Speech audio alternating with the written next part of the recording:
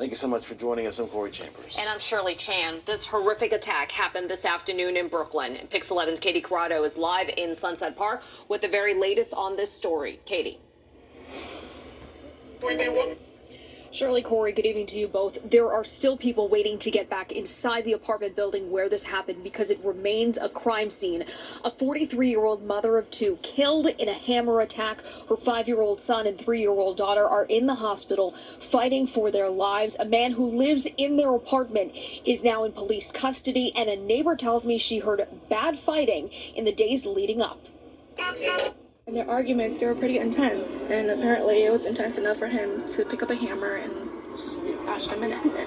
Stephanie Dong says she couldn't help but hear the fighting over the last few days between the mother killed in Wednesday's hammer attack and the man who allegedly did it. You had to be worried, because it was really intense, and you didn't know what was going to go on, but it wasn't your business, so you didn't call the police. But maybe you should have. Police say the victim and suspect lived in an illegally subdivided 3-bedroom apartment, along with the suspect's brother and son. Dong says she overheard arguments about noise. She kept asking them to be quiet, right? But they wouldn't. Around 2 p.m. Wednesday, police responded to a 911 call and found the suspect bloodied and trying to leave the building. He had reportedly told his younger brother, who wasn't home, to call 911. They say he wasn't really that stable, like he was unstable. He looked normal, but he was unstable in a mind. Officers discovered the mother and her 2 children in a bloody scene in their second-floor apartment.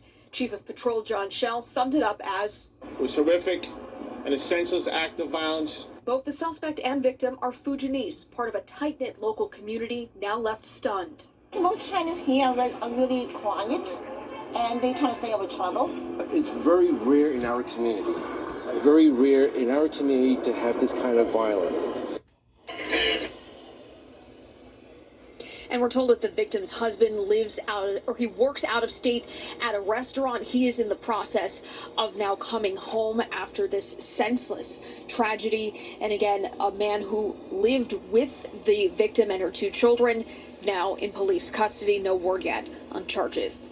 Reporting live in Sunset Park, Brooklyn, I'm Katie Corrado, Pix 11 News. It's incredibly disturbing. Okay, Katie, appreciate your work on this story. All right,